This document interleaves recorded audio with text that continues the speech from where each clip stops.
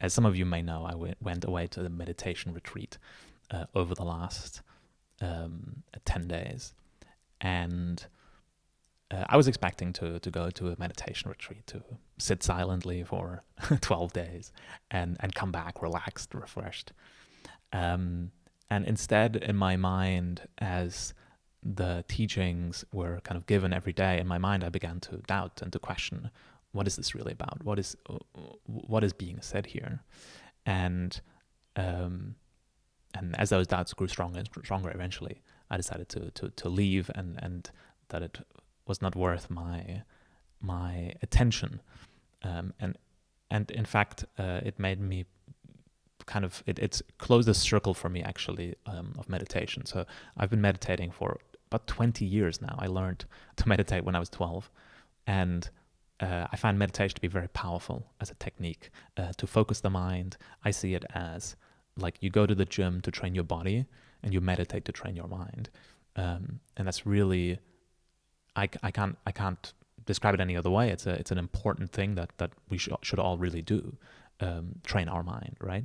And I think there's other ways to do it, not just meditation. You can do it also by journaling, or I'm sure something like debating, or there's other ways to train your mind. And the question is like, which aspect of the mind are you training, right? So, or for example, lucid dreaming, that's a way to train your mind. It trains a very different part of the mind. Creativity exercises train the mind. Lots of ways to train the mind, and the question is, what are you training it for, right? And meditation trains your mind, in general, trains your mind for focus, concentration, and serenity, calmness, right? And that's sort of what I went and what I expected. So I really hope the audio is working, because I don't have any feedback to see if it's working or not. So yeah, I'm just going to assume it's working. I'm just going to check for a second. What I expected. Yes. Okay. So I'm gonna actually explain the place where I went, which is called it's called Vipassana or Dhamma.org. And this is a meditation organization that's worldwide now, that was started by an Indian called S.N. Goenka, who learned to meditate when he was in Burma, now Myanmar, or the other way, no, it was Burma, now Myanmar. And he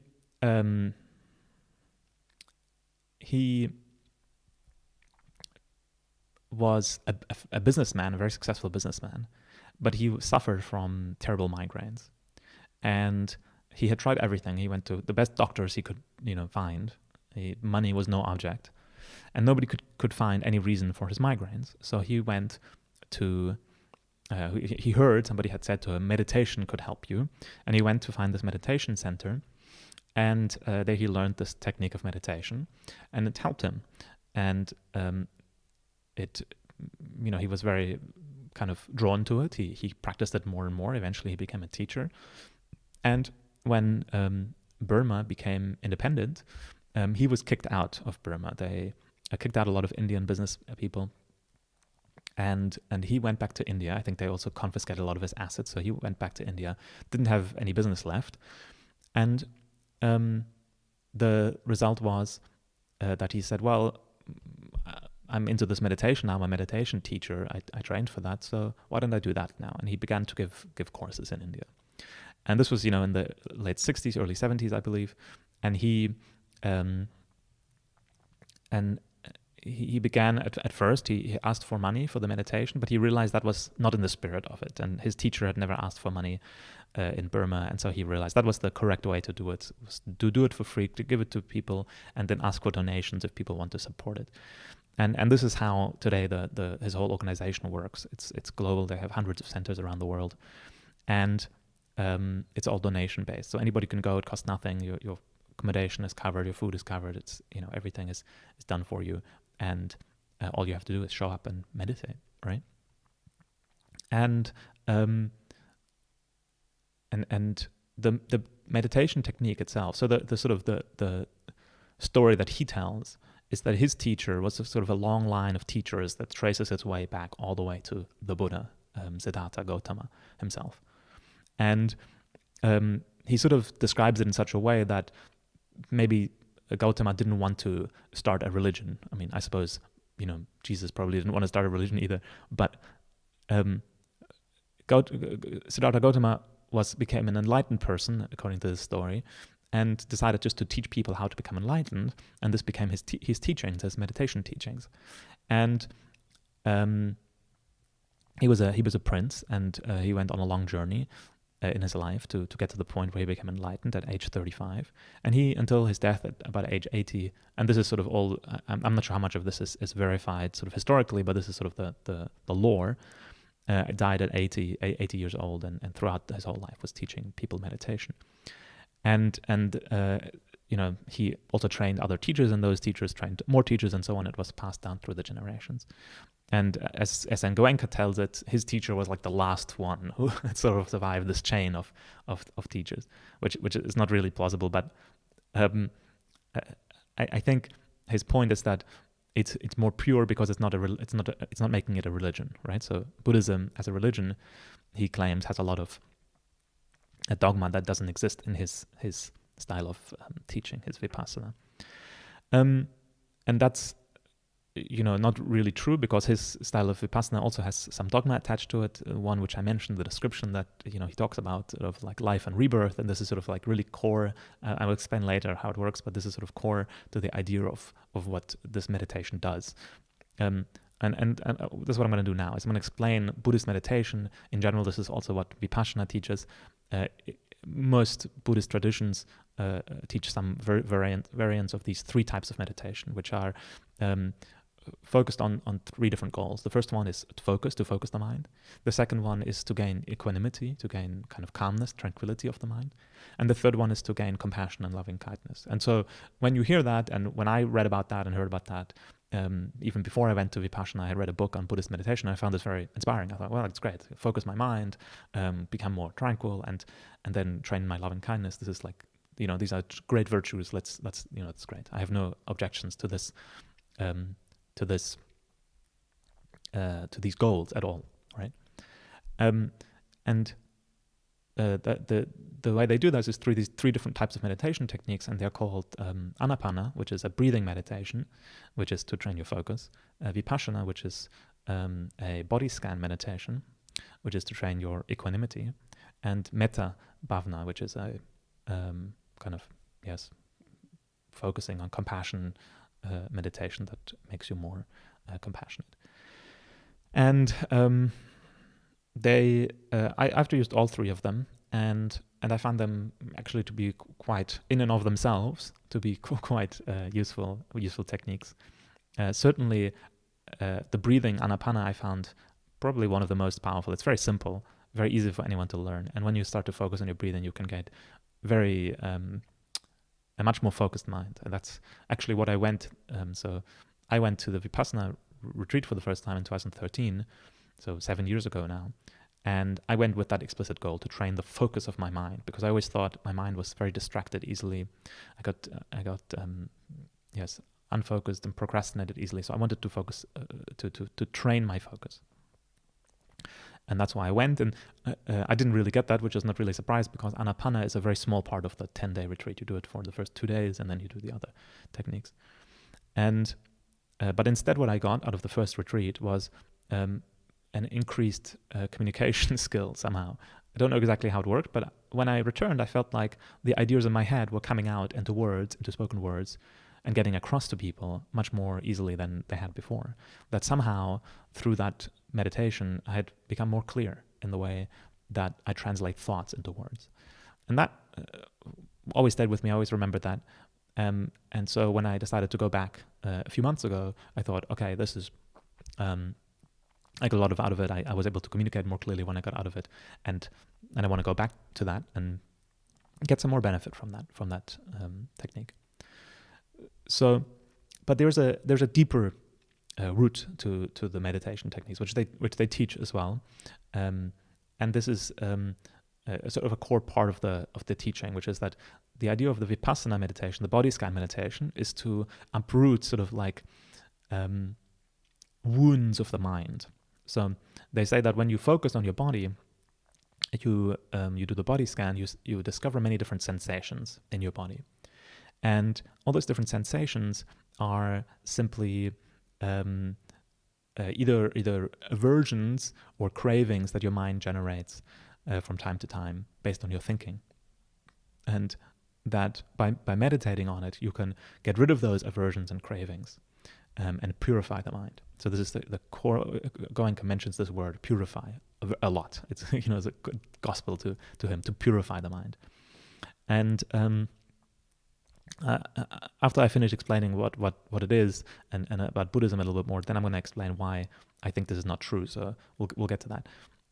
But this is the goal: to purify the mind, to get rid of these cravings and aversions that together they're called the sankharas, which are these kind of I translate them. I don't think he ever mentioned a translation for them, but I could translate them as wounds of the mind. There he explicitly talks about that as well, like something carved in stone. The deepest sankharas are like carved in stone in your mind, and the final goal, he describes it in those words. The final goal of meditation, in his view, is what he called full liberation or enlightenment. And the idea was that to be a fully liberated person is that you have no suffering at all. So you're completely free of suffering because you've eradicated all these wounds in your mind. And even though external pain may come, it doesn't turn into suffering. So this is one of the core parts of the teaching as well, is that external events cannot change your mind unless you react to them, which is not only a Buddhist idea that exists in also Greek philosophy and in the West. Yes, this idea that there's space between pain and reaction to it. Viktor Frankl also said something to that effect very famously. And I will get back to Frankl because I think he has some really interesting things to say about this. Finally, so even though Goenka says that what he teaches is not Buddhism, because it's not a religion, I think that this distinction is without a cause. There is, in Buddhism itself, depending on the strand, there's many different Buddhist strands or schools. And in the different schools, dogma is often placed very low on the rung of ideas.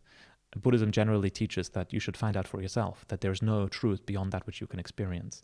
And so, yes, kind of revealed truth in sort of a scripture sense doesn't exist in Buddhism, or is minimal, actually. And there's no dogma that you have to believe to be Buddhist. You only have to practice meditation. And that's true of many different Buddhist traditions. The only other thing I would say is that Buddhism has divided at some point into two major strands, which are those that focus on meditation as the path to enlightenment, that you have to meditate for years and years and your whole life to become enlightened, and those that say that no, enlightenment is a kind of insight that can happen instantaneously at any point, and that meditation is only supposed to be a trigger, but if you meditate your whole life and maybe you're doing it wrong, or maybe you're not focusing on the right things, and then you may never be enlightened. So better to focus on the trigger, what they call the pointing out instructions, in order to become enlightened, and don't meditate too much. If it just becomes a game, then there's no point. Which I suppose Goenka might agree with that, but in any case, he might not agree with the fact that Buddhism, that enlightenment can happen even to someone who has never practiced meditation instantaneously, and a lot of Buddhist traditions do teach that. I'm thinking specifically of Advaita Vedanta and Dzogchen, and even Zen Buddhism to some extent, through the koans, the paradoxes, it attempts to like shake your mind into awakening. So that's just some comparison, and many people sort of also they place Buddhism outside of religion. They say, well, if religion is about dogma and belief, then Buddhism is sort of a little bit different because it doesn't focus belief, it focuses on experience. So in that sense, many Buddhists themselves don't consider themselves to be religious, or at least not part of the religion of Buddhism. They might be part of other religions and also be Buddhist. Yes. And that's, Buddhism is not exclusive, and that's what Goenka says as well. Anyone can come from any religious tradition and learn his meditation technique. So, but this is not unique to his way of teaching. This is true for most Buddhist schools. And so, in that sense, you might think of Siddhartha Gautama as being a philosopher. I think he's not really often considered a philosopher, but his ideas about, actually his core idea is that life is suffering. And in that sense, there's other philosophers who would agree with him. And yes, actually, there's a modern philosophical school which is called Anti-Natalism, which I think jives quite well with that, which says that life is predominantly suffering, or the kind of the totality of life is overall, the net effect of life is suffering. Therefore, life is actually negatively valued. So we should actually not be born. We would be better off not to be born. And the Buddha would have agreed with that. So Siddhartha Gautama believed that life was constant suffering, and that therefore it would be better somehow to end all life, but that suicide is not an answer, because this also creates suffering. So it would increase the suffering much more than to live out the life. So he never advocated for suicide, even though he believed that life was not worth it, basically. And but his idea was that, or his philosophy, what he taught was that if you reach full enlightenment, you will not be reborn. So this idea was common in Indian traditions, not just Buddhism, of birth and rebirth, that when you die, you're reborn as something else. And the Buddha said that when you become enlightened, you will not be reborn. And so in that way, you can escape the cycle of suffering, of birth and rebirth. And of course, in fact, when you become enlightened, you stop suffering immediately. But he also had this idea that when you become enlightened, you can choose to leave the earthly realm, or to stop existing, essentially. And but you may choose to stay and to help other people come to enlightenment. And this is what the Buddha did, and what many others are supposed to have done. So now my objections. Why do I think these things are not true? And I think the evidence against them is quite strong. So I don't want to overemphasize this, but there's of course a lot of things about it that you might think is just a little bit superstitious. And I think it's true that in general, all personal development and personal growth doctrines or ideas contain some dogma within them. It's very difficult to escape, because as human beings, the way we know what's true, we have to on some level rely on other people's experiences and other people to tell us what they believe to be true. That helps us to inform what we know is true. And so if that's the case, that means that we may be wrong about what we believe to be true. And if we come to positions of authority, and we may have a lot of useful things and a lot of true things, but there might be some wrong things in that. And if people take on faith what we say, then these falsehoods are spread. And so this, I think, is the epistemological groundwork of this discussion, which is to ask ourselves, how do we know whether something is true or not? And just to compare, what Goenka talks about this explicitly, and he says the Buddha taught that there was 3 ways of knowing things. The first is faith, that you trust in some authority. The second is reason, that you think clearly. And the third is direct experience. And I think he put it in order of reverse importance. So he believed direct experience was the most important, and reason was second important, and faith was the least important, which is not, it's not so silly, actually. It sort of makes sense that you say, well, you have to believe other people, but better to reason yourself, and even better to experience directly yourself. But I think I would disagree with this idea of experience actually being the dominant way to get to truth. And it's very interesting, because actually the dominant, it's part of the dominant idea of science today, which is empiricism, that we know things through experience, not necessarily direct experience, which is what the Buddha was talking about, but through evidence, through the experience of experimentation. And there's a wonderful book called David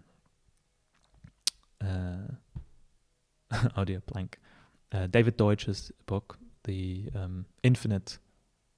Beginning of Infinity by David Deutsch, where he talks about why empiricism can't be true. It can't be the way that we do science. It's sort of an illusion in a way. The way we do science, he explains, and this makes a lot of sense to me, is that we conjecture, we come up creatively with some idea of how the world works, and then we test it against reason first, and then we tested it against the real world. So it might not sound that different. You might think, well, that's how I understand science to work. But empiricism sort of, classically and formally suggests it's the other way around, that you induce knowledge from experiences, from evidence. And David Deutsch shows that that can't be true, because you can't have evidence that's free of your observational bias. And this is something that Goenka and Gautama, I think, miss, that our experience is biased. We can't know whether or not we are fooled by our senses. And if that's the case, then there must be something else that helps us to determine what is true or not. And this is where sort of experimentation can come in, that you say, well, if I can be fooled by my senses, I try to find different ways to apply different senses to the problem. But in a way, this pushes the problem further away, because if you use tools to conduct experiments, actually you've created more layers in between you and the senses. Although it can help, because a tool is less biased than our minds. For example, when I was coming home, on the train from the meditation retreat last night, I saw the moon very large out the train window. And I decided to take a photo of it. And in my photo, the moon appeared very small. And I recognized this effect. This is known, I learned it in psychology class many years ago, which is that when the moon is low on the horizon, because it's behind many objects, it appears bigger. So it's a cognitive, or an optical illusion. Things that are behind other things appear bigger. And so it's one of those some optical illusions, if you know how they work, you don't see them anymore. But this is one of those optical illusions. It doesn't matter how much you know about the illusion and how it works, it will still appear completely evidently that the moon is very large in the sky. And so in that sense, the photo that I took, where the moon was much smaller, was giving me a much more accurate picture of reality, which is strange in a way, because the photo also, of course, had some depth in it, right? It also showed the moon behind trees and so on. But for some reason, and I don't know exactly how this works, but I assume it has to do also with my peripheral vision, which is part of this effect of making the moon larger. And the camera doesn't have peripheral vision, right? And so the moon just appears as it is in the field of view in front of you. In any case, so our direct experience is constrained dramatically by our cognitive illusions and biases and our difficulties in ascertaining whether what is in front of us is actually real or not. And I'll get to how this relates to the meditation in a second, but just to talk a little bit more about how we know things to be true, there's obviously, as I said, evidence and observation in this kind of empirical sense. There is logic and rationality, which is thinking through things. And then there's creativity and intuition, which is this idea of that you come up with ideas about how things might be, and you intuit how they might be. This is not a way to know whether something is true, only to come up with ideas for things that might be true, and then you have to test them using another method. And the last one is what you might call common sense or reasonableness. And I think this is a pretty good check. It's sort of you could call it the sniff test, or does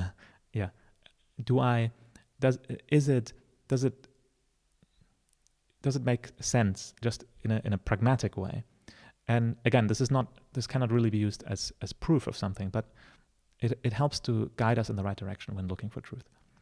And there's no formula for truth. It's very difficult to know actually what is true.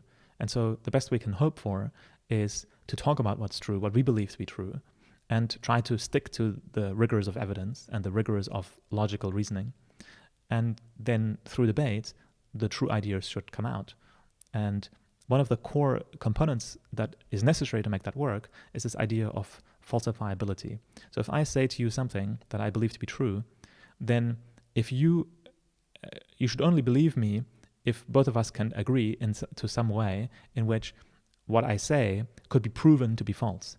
If nothing could prove what I'm saying false, then this is not a fact, it's dogma, right? It's something that I claim to believe for which I have no good proof, because if it can't be proved false, it can't be proved right either. So this idea of falsifiability, and we should always have this, to know what's true, we should always be humble in our knowledge. We will be wrong about most things, but if we know that we will be wrong about most things, we can always be aware of where we might be able to improve what we know to be true. So, so that's kind of a little bit of a discourse on how we know things to be true. I think it's really important to keep that in mind. So now my kind of core objections to the Vipassana as a technique of meditation. First of all, Vipassana directly trains, as I mentioned before, equanimity, which is the idea to not be affected by things that happen to you. That you, for example, if you hurt yourself, that you don't cry out in pain, but you manage your experience and react equanimously to the experience. And there's this sort of works to some extent. So I think on some level you might think this is crazy, and a lot of people who haven't done any meditation might think that there's no way you can just stop experiencing pain. But in fact there is, and Viktor Frankl's book Man's Search for Meaning, I think, is a very great testament to this, right? Viktor Frankl was a Jew who was interned in a concentration camp throughout World War II. He survived incredible odds because most people in those camps died. And he was able to make some meaning out of that experience. And he said that suffering made him a better person. And he also said that he was able to disassociate his experience from the pain, the everyday pain that he was going through. And he says, and I believe him, that we can go through unimaginable kinds of pain if we have a sense of some meaning behind that we have a sense of overcoming it and a sense of being able to do something good out of that suffering. Then we can bear any pain. And we can bear it with a kind of equanimity.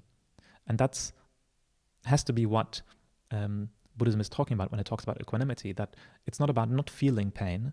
That would be dangerous and disassociative. You can't not feel pain. We need to feel pain to be alive. But if you can separate the pain itself from your thoughts and from the way you, because usually what we do is we hurt ourselves, for example, and we think, oh, it hurts. And of course, when we are repeating like this, it hurts. Of course, then we experience it more strongly. All our focus is on the hurt.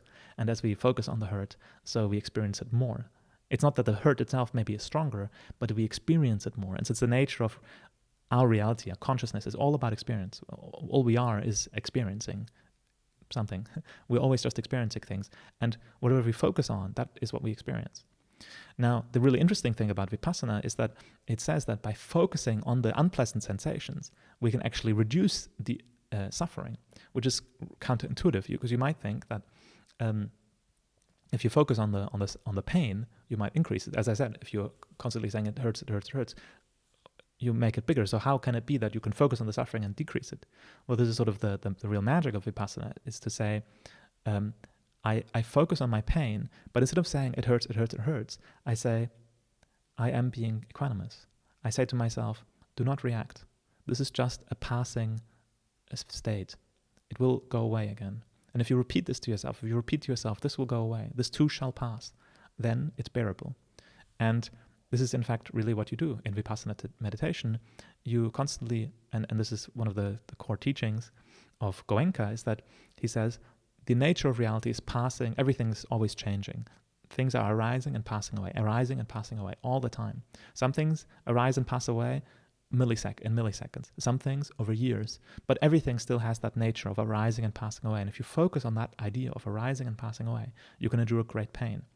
But also, and this is kind of the idea behind it, is all the good, pleasant things, you also notice. You try not to get stuck inside the pleasant things inside your body. If you feel the pleasant sensation, you don't try to go, oh, how wonderful. You try to say, this too shall pass. And so you train your mind, both with the positive and with the negative, to know that these experiences are temporary, and therefore you decrease the suffering that the pain causes you. So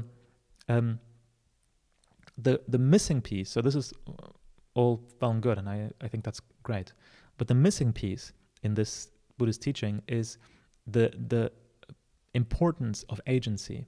So when we experience pain, we have often power to change it. And if we only practice equanimity, we only practice our ability to bear the pain, and we don't practice our ability to change what causes the pain, then we set ourselves up to be victims of pain, maybe like Jesus, turning the other cheek, but victims nonetheless. And I think this is troubling. So we should focus, as much as we focus on equanimity, we should focus on agency. We should focus on our ability to change the things that cause us pain so as to eradicate them. You know, if you would go back to Viktor Frankl, if you would say to him, you know, we're not going to rescue you from Auschwitz because you're so good at bearing the pain, that's wonderful, so we'll just keep you there. Very awful, I know. But this is sort of what Buddhism is sort of teaching. It's saying that the pain itself doesn't matter at all. And all you need to be able to do is equanimity. And I think what we need to realize that it's both. We should bear the pain while we have to, and stop it as soon as we can. And if you don't have that second part, then all the bearing is useless. And this is what I think Viktor Frankl was so right about. The meaning of it is important. If we can see an end to pain, if we can work towards the end of that pain, then it has great meaning to us. But if we can't, then it becomes senseless and it becomes totally insufferable. So that's part of the what I would call the limit of equanimity. And the other part of it is the diminishing returns of it. So I've been meditating, as I said, for a long time, for 20 years. And I find that, and you know, people ask me, why do you go to meditation retreats? You're already so calm, you don't need it. And I find I still get some benefit out of it, but it's been less and less over time. And maybe this is also part of the reason why I didn't feel the need to stick it out over these 12 days, because it was adding no additional benefit to me. My mind is already calm most of the time, right? And when it's not calm, I notice and it goes back to calm very quickly. And this is really the best that we can hope to do. I think this idea actually of reacting instantaneously with equanimity, without any millisecond of pain, is, I think, delusion. I think that doesn't exist. And I think neuroscience shows that to not exist, because the pain goes directly into your neocortex and there's nothing you can do about it. But then the neocortex can take over again the management of your awareness, and you can stop feeling the pain. But that takes a little bit of time, a few seconds. And in that time you do feel pain. And also in that time, and this is again the diminishing returns of equanimity, if that pain is so large, it changes the way that your brain processes things so that you cannot ignore it.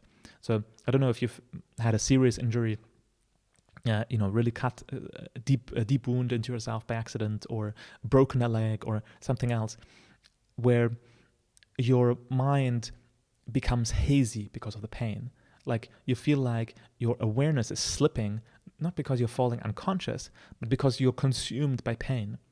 And in that state, your mind, I think, has very little chance to be equanimous. You can have done 100 years of meditation training, but in that situation, and I know that for myself, when I have really painful experiences, there's simply no preparation that I can do that will stop that from being experienced as great suffering. And so it depends really on that intensity of the experience. And that is really a limit of equanimity. It will never be able to eradicate suffering completely. And this is, I think, the idea that pain and suffering can be separated completely. I think that's false. And I think we can show that to be false neurologically. The pathways in your brain that lead from the receptors that sense pain to your neocortex, where you have your conscious awareness, are there. They're direct. You cannot turn them off. So even though you may train your mind to be reacting less, but still the pain is felt and the suffering is there. And I don't think it makes sense to speak of suffering as being something else, something that can be separated from the pain. Then I don't know what it could mean. So that's the first big objection that I have to Buddhism. The second is the problem. So in the practice, they focus on, as I said, on this body scan, on the sensations in the body, and the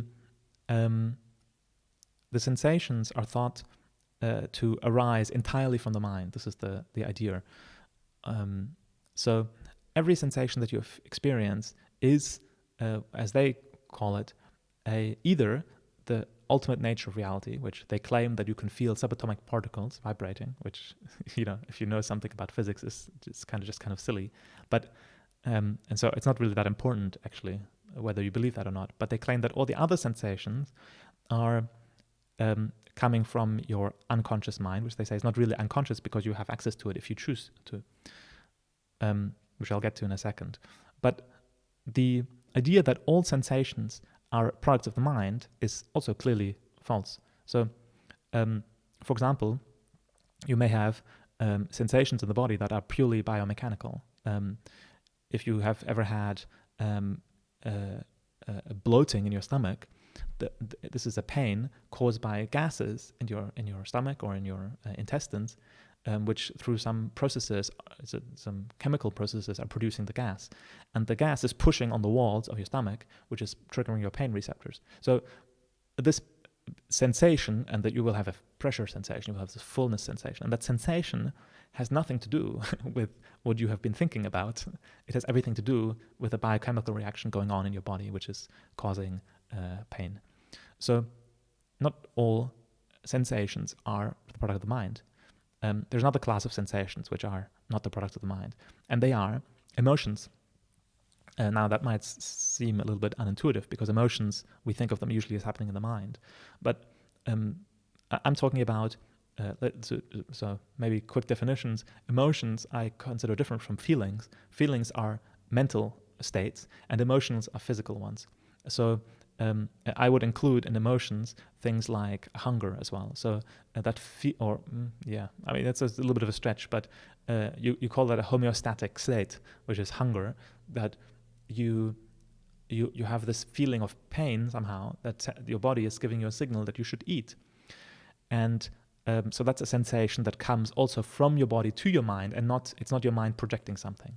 And a lot of emotions are like that as well. So if you know that feeling of falling in love, and your heart is fluttering, there's butterflies in your stomach, and your heart beats faster, this is not the product of your mind directly. It's actually your mind, the thinking of, oh, I love this person so much, is actually rather the other way around. It's a product of the sensations that are happening in your body.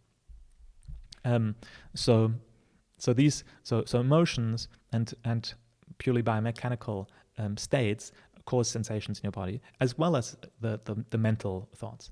And actually, in this sense, Buddhism has some insight to teach us, because we ignore this part, that the projection of mental states into our body a lot. And I think we ignore that to our peril. We mostly focus on these other two types of sensations, and we don't focus on the mental projections.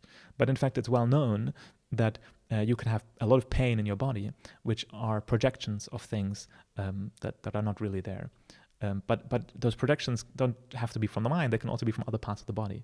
So, for example, you may have pain in one part of your back, and when you go to a specialist, like an osteopath or a chiropractor or a physiotherapist, they might tell you that the problem isn't there, but somewhere else on your back, and that this pain is being what's called referred. It's referred pain, and the pain in that part of the body is really just a projection of this other part of the body. And how that works exactly, I don't know, but so it's true that sensations in your body don't have to originate at the place at which you feel them, and they can originate in the mind or anywhere else. So that's, I think, important to know. But Buddhism, and certainly Goenka's teaching, focuses explicitly or exclusively on the idea that sensations are all the product of your mind, and that by paying attention you can release all of them, that you will feel no sensations except for these very subtle vibrations when you have resolved all these wounds of the mind. And I think this is false. It's very clear. We know from what we know about psychology and biology, we know that this is not true. So I think this is an important objection. Now, I said before I wanted to come back to consciousness versus unconsciousness. So Goenka claims that there's no such thing as unconsciousness, that all things can be made conscious if you put your awareness in the right place.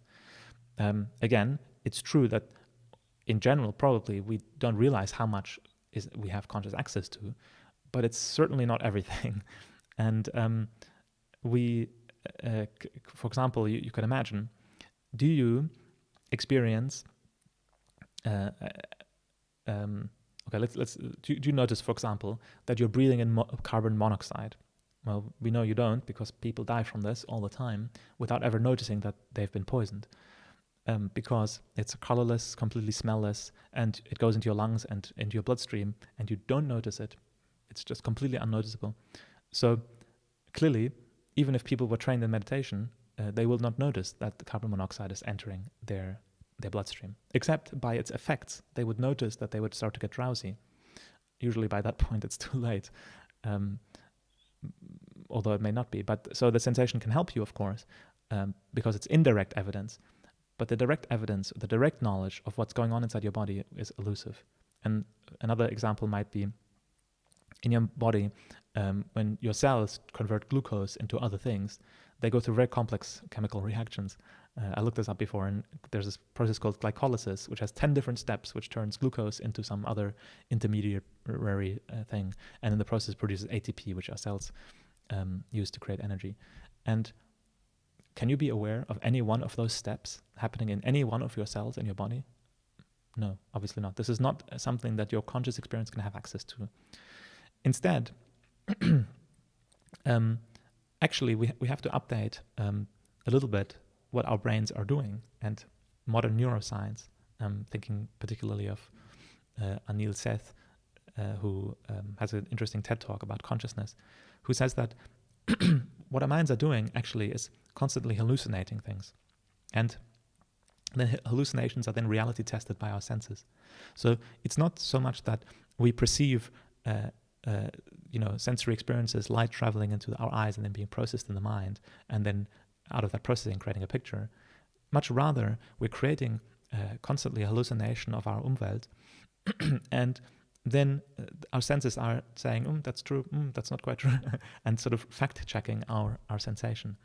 And in some cases, they might not be able to fact-check correctly, and that's why we have cognitive and visual illusions and all kinds of illusions, because the fact-checking is wrong. So if you know also, for example, that you have a blind spot in the middle of your eye, you can test it by holding your thumb out in front of you and putting it in the right place. It's a little bit difficult to get right, but you can look up the instructions online. It's quite easy to do.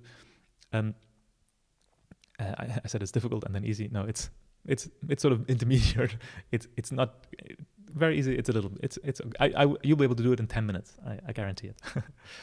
But so when you notice that you have this blind spot, what happens is your thumb disappears, and you think to yourself, how can my thumb just disappear when I'm looking straight at it? Because the blind spot is like right in the middle. It's because that's where your nerve cells connect at the back of your eye, and how come you never notice, you walk through life and you never notice that these two blind spots in the middle of your vision? Yeah, because your brain is just hallucinating what should be there. And because you're mostly moving your eyes, or things are moving,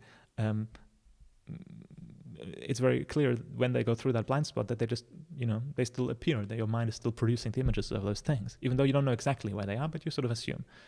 And this is good enough in most cases. And this is, as I said, how all cognitive and visual illusions are created, because we're hallucinating the world, and the reality testing has some mistakes in it. So, yes,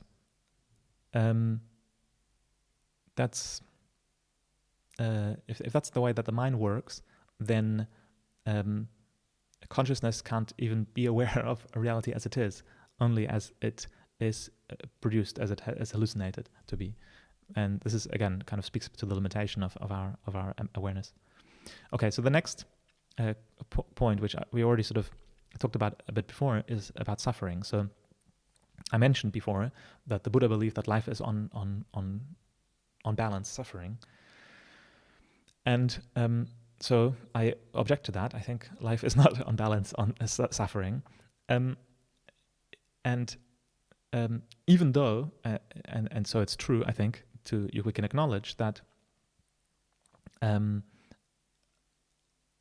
we experience more pain than pleasure, perhaps. This is sort of evolutionarily, it appears to be that for a being to be successful, it's better for it to respond to negative signals than to positive signals, because a negative signal is you're going to die, and a positive signal is just like improving your chances of producing viable offspring. So that's good, but this is more important. So the pain always has to take precedence over the pleasure. And so as a matter of biology, pain is prioritized. But that doesn't mean that pain predominates life, or that even that life as a whole is on balance suffering. I think that doesn't make sense to me. It sort of doesn't pass that sniff test, because if life also was all suffering, then we should all be very happy to end our own lives, because it would save us all the suffering in the future. And you might say that the people who do commit suicide do make that judgment, but this is really a very, very small number of people in our societies, as a number. Yes. So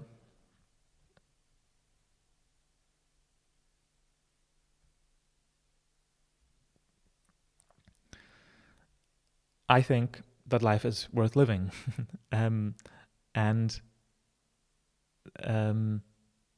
Yes, I mentioned before about this anti-natalism, that the idea of that life is sort of like a bad thing in general. I think life can contain suffering, but our capacity to make meaning out of our experience also prevents the suffering from dominating life. And I think this is where Viktor Frankl again enters the picture, as he seems to be doing constantly. If you make meaning out of suffering, then it ceases to be suffering. And I think this sort of points to me to some deep truth that that life can be bittersweet, that a lot of good things in life come out of bad things that happen to us. We know that, that out of great suffering that we've gone through, sometimes really wonderful things happen because of those things. And so we can be grateful for the suffering that we went through, even though we wouldn't want to repeat it. And this is the sort of bittersweet nature of life. And I think it's true basically everywhere. I mean, humans especially, we're meaning machines in a way.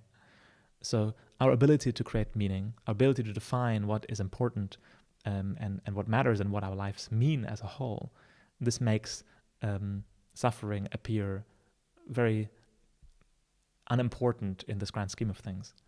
And I guess that's like, the the end of my objections basically. But I think that's sort of my philosophy of life as well. That what matters is what you make of things, not what you experience so much. And maybe this is the core issue with Buddhism and with Goenka's teaching, is that they focus very much on experience and fail to take into account our power to take meaning out of those experiences, to create meaning. And in general, I guess, they also fail to account for the power of human creativity. There's a story that's a very famous Buddhist story, which is that a woman loses her young child. He dies, but she's unwilling to admit that he died. She carries his dead body around for days and asking anybody she finds if they can help her to bring him back from the sleep. She thinks he's just asleep. All the doctors tell her he's dead, and eventually she goes to the Buddha. And the Buddha realizes that she can't be reasoned with, and so he decides to teach her in his own way. And he says, okay, go and find me 2 mustard seeds. And she thinks, oh great, he's going to perform a ceremony to bring him back to life. But he says, wait, you have to bring those 2 mustard seeds from a home where nobody has died. And so she says, oh no, I will do that. And she goes around town and she asks for mustard seeds, and people are willing to give it to her if it can do anything for her son. But then she says, no, but wait, has anyone died in this house? And the people say, oh yes, my brother died, my father died, my son died, my daughter died, my wife died.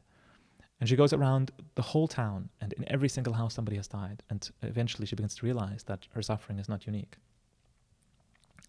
This is a famous Buddhist story. Goenka tells it also in the Course.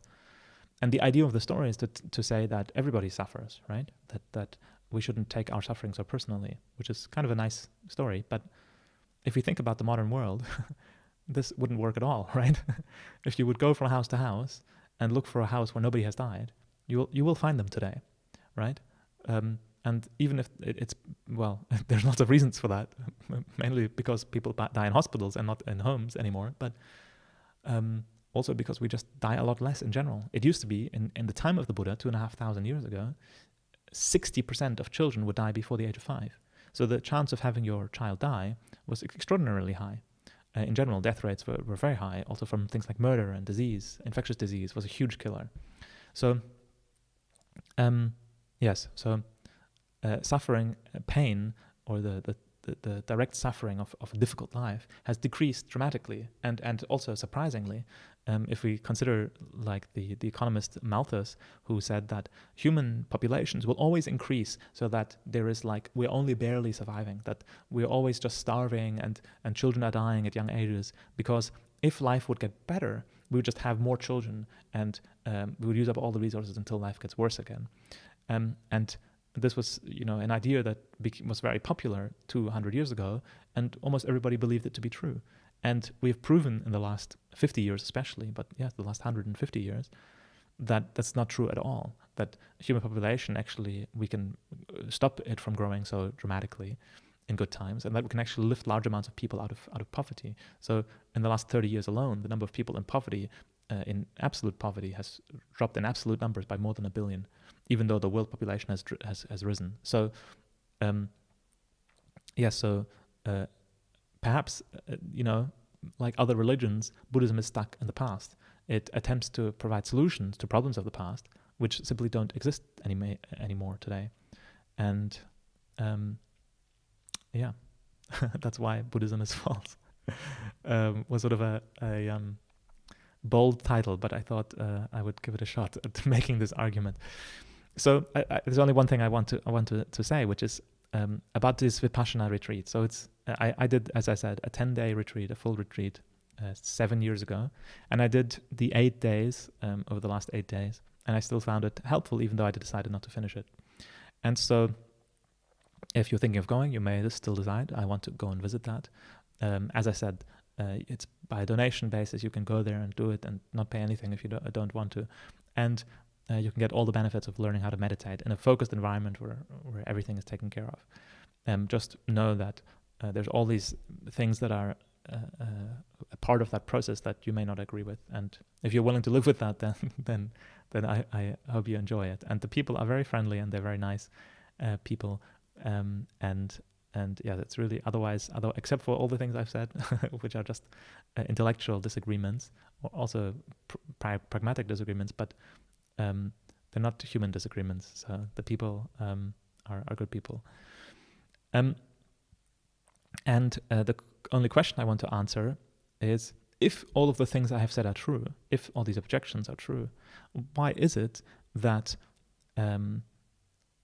it works so much, that so many people come out of those Vipassana retreats? I saw somebody comment on Facebook on this video. Let me see if I find that. No, I can't see it. Anyway, somebody commented that they've been to many of these retreats in the past, and I'm sure they have gotten tremendous benefits out of it. So if the way I claim it not to work, why is it, right? Like, this is a question I have to answer, otherwise I'm not doing a good job of arguing that it doesn't work, right? Like, I'm not actually arguing that it doesn't work in that sense. I'm arguing that it doesn't work the way it pretends to work. So it's a very subtle difference, but I think an important one, because certainly it will provide tranquility, equanimity, focus, and it will increase your compassion. Those, I don't doubt any of those things. And on top of that, so just to explain why such people have such powerful experiences when they go on these retreats, is because they spend 10 hours a day meditating for more than 10 days. So that means more than 100 hours of meditation, focused practice, sitting quietly in a quiet room and doing nothing else but meditating, practicing every second, every minute, this technique. Of course you will improve. Of course you will get some results. If you're doing any technique that's worth anything, you will get results doing that. And part of the power of what they do is they say, come here, here's your bed. 3 times a day we meet to eat, and you don't do anything apart from meditate. You meditate and you rest, and you meditate and you rest. That is all you do. And so I believe that it doesn't matter what you do. If you have that kind of environment, you will get incredible results out of it. And I think that's, for me, was maybe the biggest learning out of this experience. And I've resolved now to go on retreat at least once a year for some extended period, like 10 days, because 3 days is really not enough. And I've been to a 3-day Vipassana retreat, and it was basically useless for me. So it takes time for your mind to really shut off, to stop the constant information flow from distorting the way that you might naturally think. And especially in our world today, where the amount of information coming at us is so intense, being able to turn that off for 10 days is very powerful. So I plan to do that, even if I don't plan to go back to a Vipassana center. But I plan to do these retreats with myself and focus on something that I want to focus on, whether it's meditation, on focus meditation, or whether it's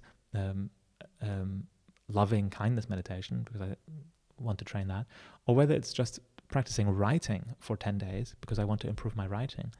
That sounds like something I really want to do. Or maybe practicing my speaking skills for 10 days. There's so many things that I can imagine doing for 10 days with no interruptions, with no distractions. And that's what I realized was it actually is not about the technique at all. It's about the focused effort doing something. So that's where I leave it. Focused effort with what this video is. I've been talking for an hour almost. Thanks for listening, watching. And if you have any other comments, I'll be in the discussion in the comments section. Yeah, thanks for joining.